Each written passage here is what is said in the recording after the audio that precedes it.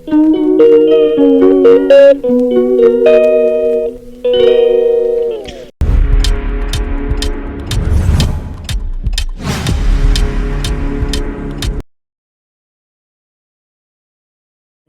27 special എന്ന് പറയുന്നത് പക്കാവടയാണ്.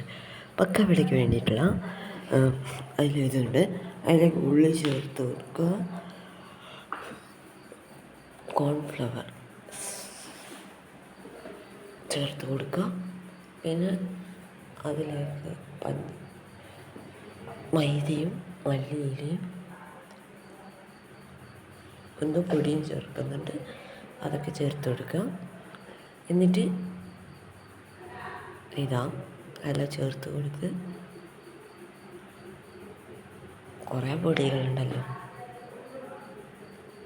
അപ്പോൾ എല്ലാം ചേർത്ത് കൊടുക്കുന്നത് നന്നായി കാണുന്നുണ്ട്.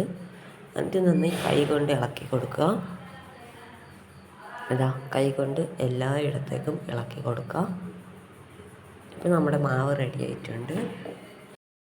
പിന്നെ നമ്മൾ ഗ്യാസിൽ എണ്ണച്ചട്ടി വെച്ച് എണ്ണച്ചട്ടി ചൂടായപ്പോൾ നമ്മുടെ പക്കാവട എണ്ണയിലേക്ക് ഇട്ട് കൊടുക്കുന്ന കാഴ്ചയാണ് കാണുന്നത്. ഓരോന്നായിട്ട് ഇങ്ങനെ വെച്ച് കൊടുക്കുന്നതാണ്. എല്ലാവരും കണ്ടു.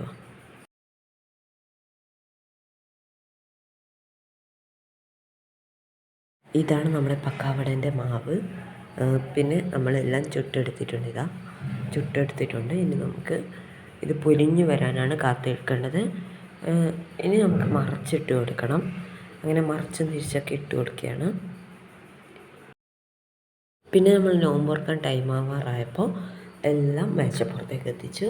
പിന്നെ വാങ്ങ ഒഴിച്ചപ്പോൾ നോമ്പ് മുറിച്ചു. അപ്പോൾ ബാക്കി നിങ്ങളെ കണ്ടുപോവാം.